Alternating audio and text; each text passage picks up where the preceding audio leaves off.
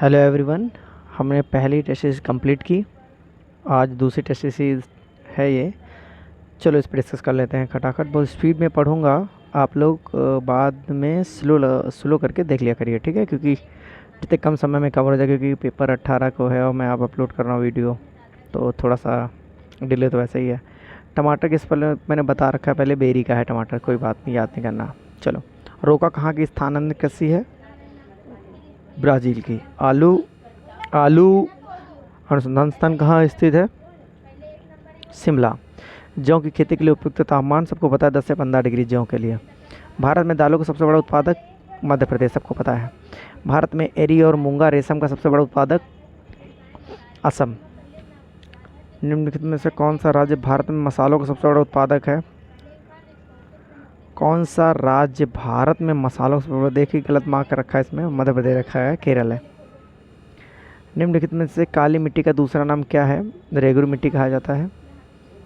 और इसमें एक बात और बता दूं आपको, खादर नई जलोढ़ मिट्टी कहा जाता है और बांगर पुरानी जलोढ़ मिट्टी कहा जाता है। बाँ से बूढ़ा होता है पुराना, तो बांगर याद रखेंगे। पेपर में आए तो बात बताना कि मुझे, कीप इन माइंड। ट्रिक से याद किया चीज़ों को दिमाग में लगाओ। हर जगह टिक काम नहीं आती, लेकिन कुछ बातें याद रखो। जैसे बा से बांगर, बा से बूढ़ा याद रहेगा, पुरानी वाली मिट्टी कहते हैं।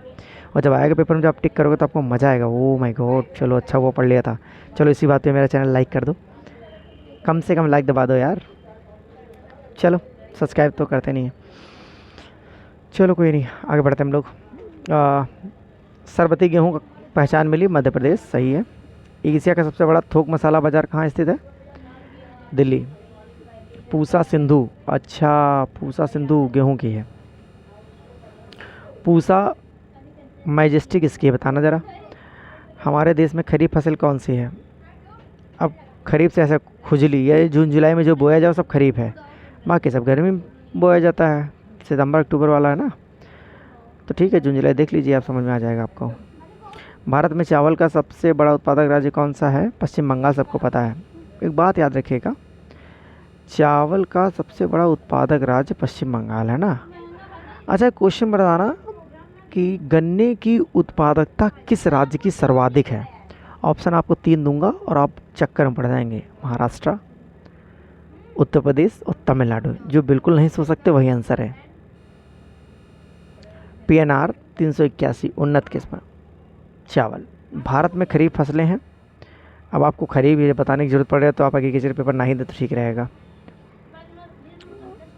थार पाकर क्योंकि थोड़ा एनिमल हस्बेंड्री से भी लेकर आ जाता है। थार पाकर दूध देने वाली अच्छी गाय है। हाँ, दूध देने वाली है ना, मसाले तो नहीं है, चेक कर लेना। मारिसस, पुवन और लाल वेलची किस्में हैं केला की। 7-8 क्वेश्चन ऐसे ही आने वाले हैं, इसीलिए मैंने ये भी टेस्ट में डाल दिए हैं, है ना, क्योंकि थोड़ा सा यूनिक पूछते हैं। ऐसे तो नॉर्मली यूपी के ही बारे में पूछता है, लेकिन कुछ एक्स्ट्रा पूछ देता है आउटसाइड से। अब कुछ के लिए आपको ज़्यादा कुछ पढ़ना पड़ेगा। चलो, CHS एक किस्म है, किसकी है? ज्वार की है। दालचीनी की संगठित खेती शुरू करने वाला भारत का पहला राज्य कौन सा है? हिमाचल प्रदेश।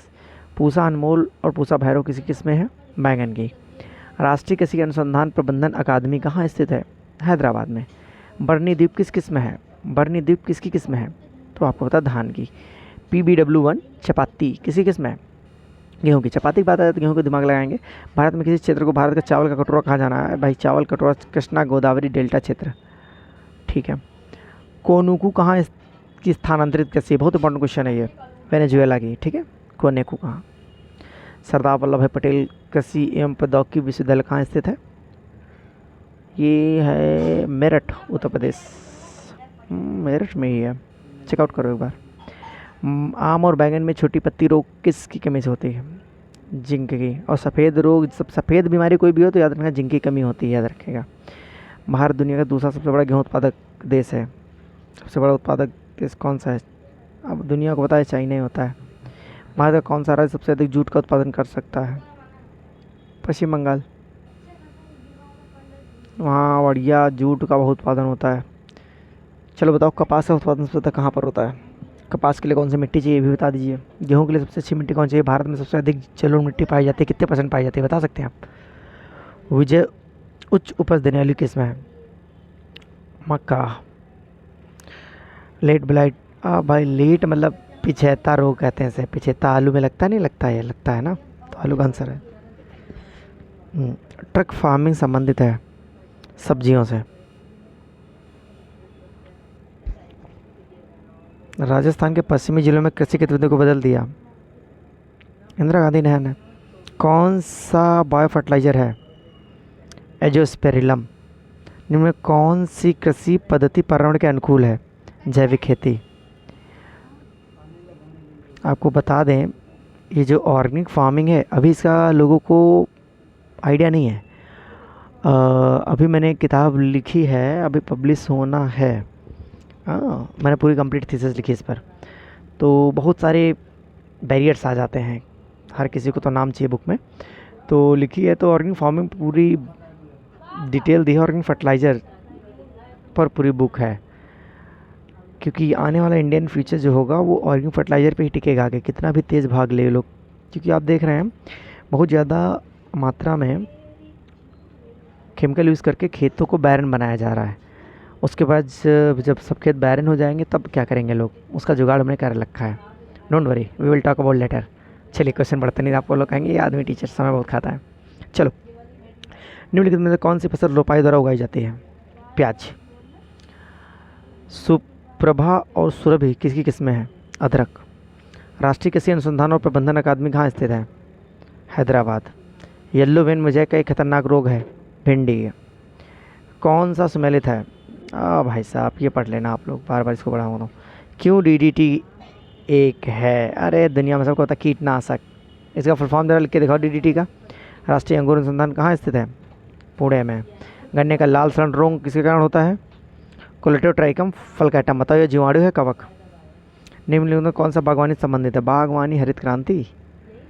देखो श्वेत क्रांति दूध हो गया, स्वर्ण क्रांति आप लोग बताएंगे, ऑपरेशन फ्लड भी दूध, श्वेत क्रांति तो दूध, हाँ, ऑपरेशन फ्लड भी दूध से संबंधित है, हरित क्रांति हरियाली संबंधित है, स्वर्ण क्रांति किससे संबंधित है ये आप लोग बताइएगा।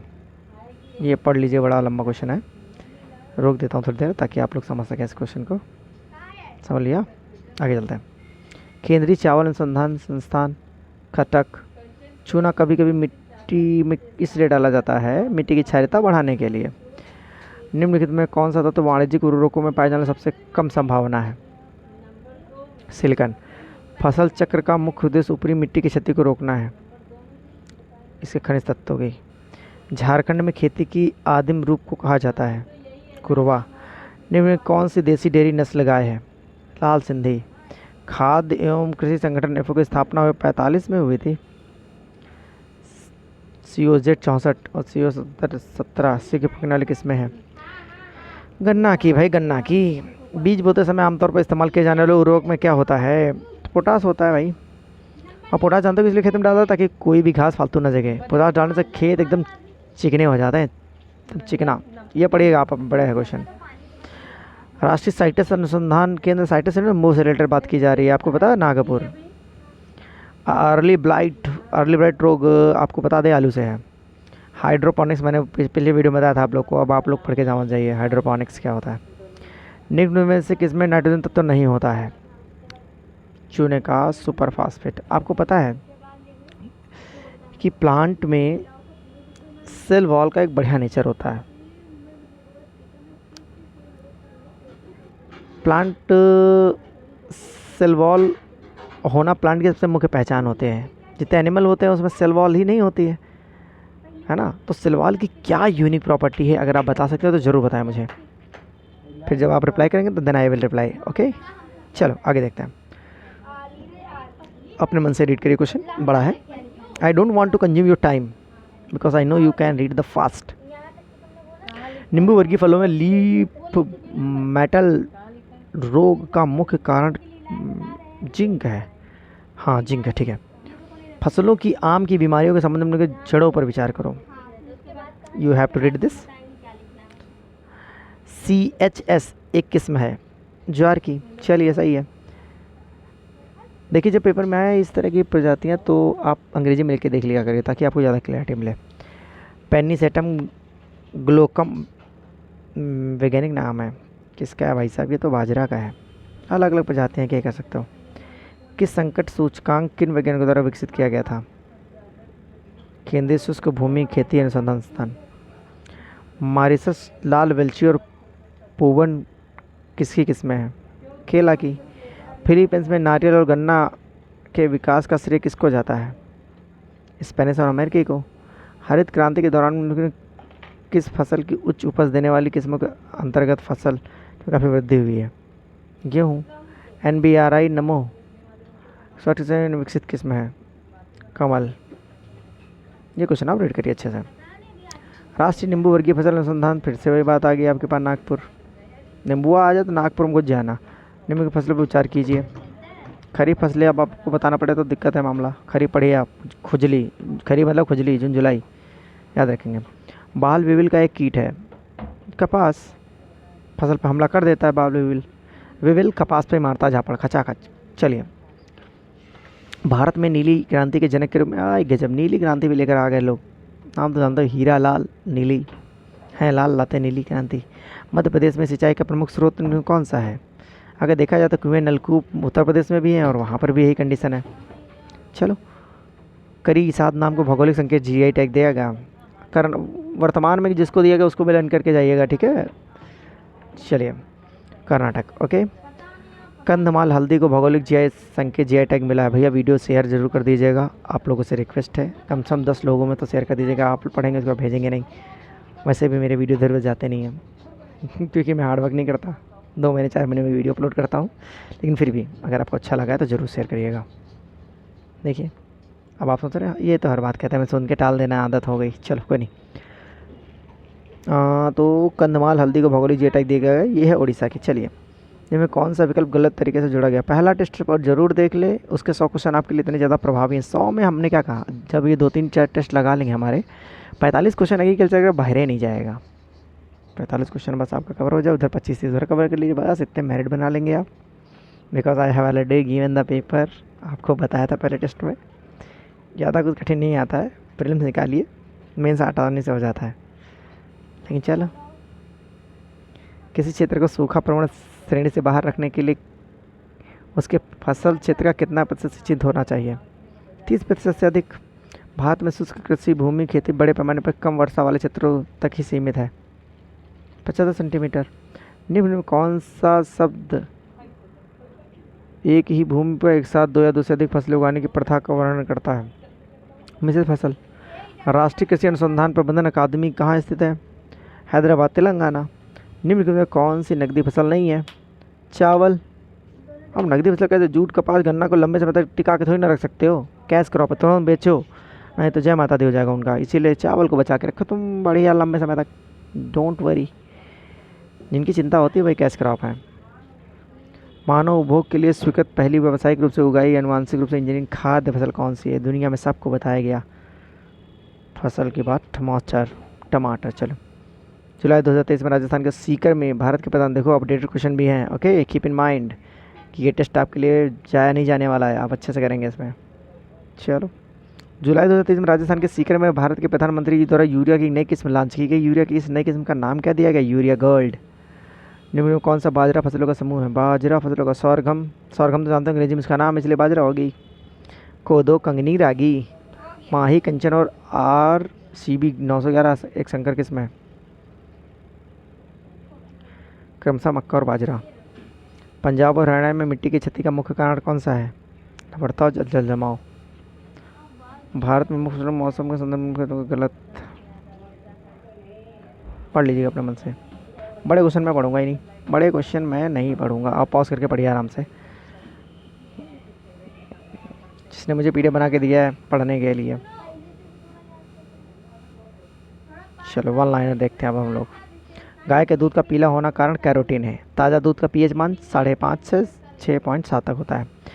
जो गाय थनैला रोग से ग्रसित होती है उसके दूध का pH मान बढ़ जाता है। दूध में प्रोटीन का परीक्षण जेलडाल विधि से किया जाता है। लैक्टोज का परीक्षण स्पेलिंग विधि से किया जाता है। जो क्वेश्चन इसमें लिखे हुए हैं इन्हें हल्के में मत लीजिएगा। अगर आपने हल्के में लिए तो आपका पेपर हल्का हो जाएगा।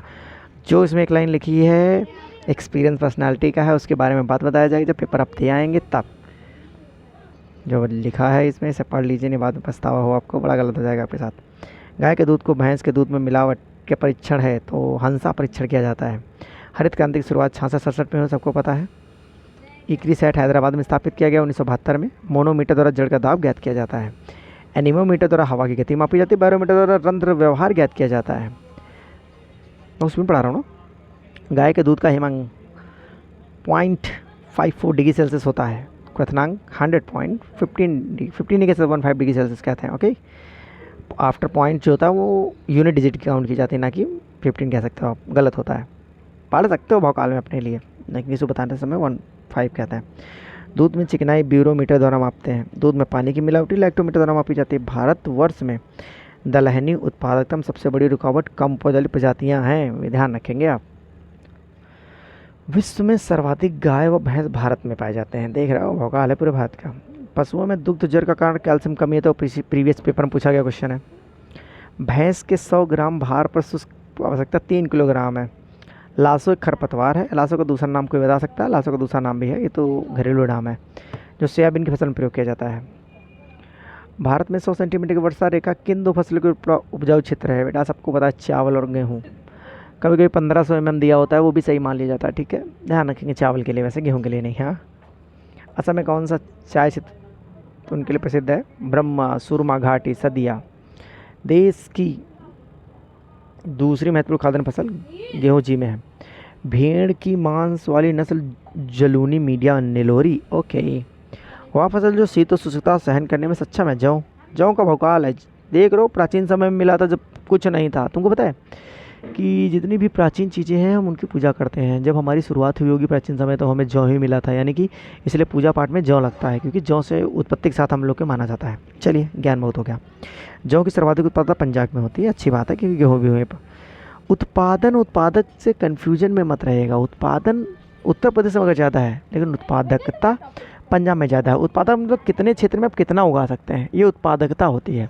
शायद आपको नहीं पता, इसलिए मैंने बता दिया। तो उत्पादकता पंजाब में गेहूँ की ज़्यादा है, बट उत्पादन उत्तर प्रदेश में। चलिए, दिमाग में बिठा लीजिए आप। जूट का एक दोमन मिट्टी उपयुक्त है।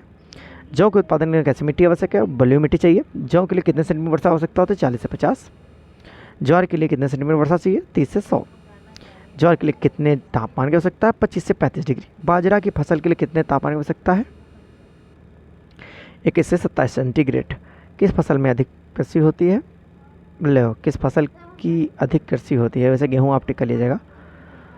100 सेंटीमीटर से अधिक वर्षा किस फसल के लिए हानिकारक है? मक्का के लिए। मक्का भाई साहब बड़ा शांत आदमी है। मक्का की फसल के लिए कितने सेंटीमीटर वर्षा चाहिए? 50 से 80 सेंटीमीटर। मक्का की फसल कब बोई जानी, काटी जानी जी? मई, जून, जुलाई, अगस्त, ठीक है। भारत में रबी और खरीफ के तहत किन फसलों की कृषि की जाती है? दालों की। चना की कृषि मुख्य रूप से भारत में किस भाग में की जाती है? उत्तरी भारत में। दार्जिलिंग विश्व प्रसिद्ध चाय के लिए। मध्य प्रदेश का कौन सा जिला सोयाबीन जिला कहा जाता है? उज्जैन। भारत में काफ़ी किस्में हैं, 2 अरेबिका और रोबस्टा। तमिलनाडु में नीलगिरी पहाड़ियों प्रसिद्ध है, कहवा उत्पादन हेतु प्रसिद्ध है। भारत में पुर्तगाली द्वारा कौन सा पौधा सर्वप्रथम लगाया गया? तंबाकू का। भारत में तंबाकू की किस्म पाई जाती है? निकोटिना टुबैकम, निकोटिना रस्टिका। ये पेपर में आएगा, हल्के में न लगे रस्टिका को। तंबाकू की आवश्यकता होती है 50 से 100 सेंटीमीटर, ठीक है। रबड़ के लिए कितने सेंटीमीटर आवश्यकता होते हैं? 200-400 सेंटीमीटर। रबड़ की जलवायु की कृषि है उष्ण आर्द्र। भारत में रबड़ की खेती मुख्यतः केरल, तमिलनाडु।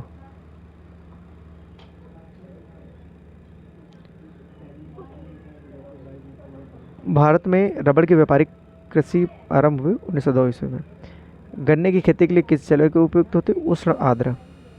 किस फसल की लंबी गर्मी का मौसम और खुले आकाश की आवश्यकता होती है? मक्का। दालों का सबसे बड़ा उत्पादक एवं भोक्ता भारत है। सबको खाते भी हैं, उगाते भी हैं। भोकाल है भारत का, बी पर भोकाल। टुमारो इस 15 अगस्त। आहा, बढ़िया।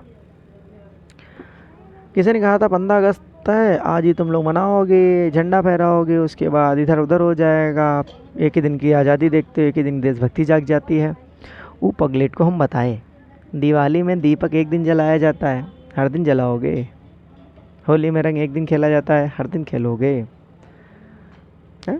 अरे त्यौहार है, त्यौहार एक दिन मनाते हैं। रक्षाबंधन में राखी बांधी जाएगी तो एक ही दिन में बांधी जाएगी ना, समझाओ। इस तरह अगर कोई कहता तो उसको ये बात बता देना। गन्ने की कृषि के लिए कितने सेंटीमीटर बढ़ सकता है? 100 से 150। मूंगफली चला गया। मूंगफली की फसल की कितने तापमान की आवश्यकता होती है? आप बताइएगा। भारत में अंगूर का सबसे बड़ा उत्पादक राज्य कौन सा है? आप बताइएगा। रसदार फलों के उत्पादन में प्रथम महाराष्ट्र है। नारियल खेती के लिए कितने सेंटीमीटर वर्षा आवश्यकता होती है? 150 सेंटीमीटर अधिक आवश्यकता होती है। भारत में घोंघा मुख्य रूप से पूर्वी तटीय क्षेत्र में किस खनिज पदार्थ से मृदा को अधिकांश फास्फोरस प्राप्त?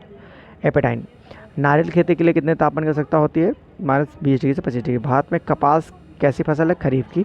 कपास की खेती के लिए कितनी वर्षा होता है? 50 से 75।